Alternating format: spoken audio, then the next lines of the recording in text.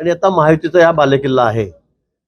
आणि जागा 74-75 जागा गेल्या वेळी होत्या, त्यापैकी 57 जागा त्या आम्ही या ठिकाणी जिंकलेलो होतो. भाजपकडून एकटे आम्ही त्या ठिकाणी जिंकलेलो होतो. आणि आता पुन्हा निवडणुका होऊ घातलेल्या आहेत.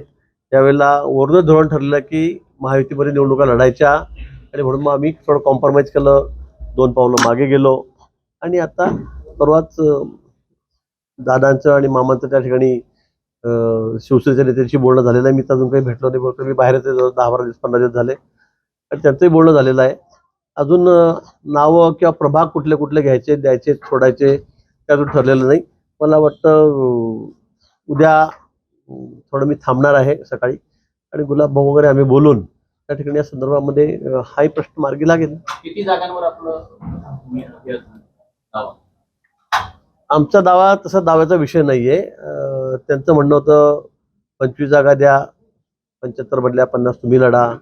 आम्ही म्हटलं होतं की आधी 15 घ्या, नंतर मग 20 पर्यंत विषय आलेला आहे. पण काही फार आमच्यामध्ये काही ताणताणी नाहीये. मला असं वाटतं की उद्या परवापर्यंत सगळा हा अंतिम निर्णय त्या ठिकाणी होईल, आणि आम्ही महायुतीमध्येच जळगाव जिल्ह्यामध्ये या जळगाव महापालिकेमध्ये लढणार आहोत. हो,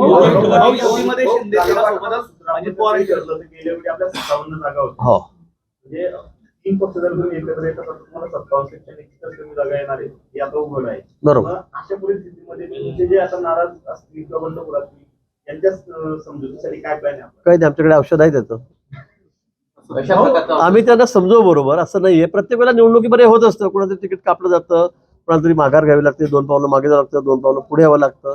प्रत्येक निवडणुकीमध्ये होत असतं, आणि म्हणून मला असं वाटतं की वेळ त्याच्यावर औषध असते. थोडी सुरुवातीला नाराजी असते, पण मला वाटतं 2 दिवस 3 दिवस गेले की पुन्हा कार्यकर्ते कामाला लागतात. ते आमचं कार्यकर्त्यांची पार्टी, आमची काही नेत्यांची पार्टी नाही या ठिकाणी. निश्चित त्यांचा रुसवा फुगा सुद्धा तेवढाच महत्वाचा आहे. काल आपण बघितलं नाशिकमध्ये ते कार्यकर्ते नाराज झाले होते, घोषणाबाजी झाली, आमदार नाराज झाले होते. पण मला वाटतं की कालपासून आम्ही पुन्हा सगळ्या कामाला सुरुवात केलेली आहे, पूर्ववत सगळे कामाला लागलेलो आहोत.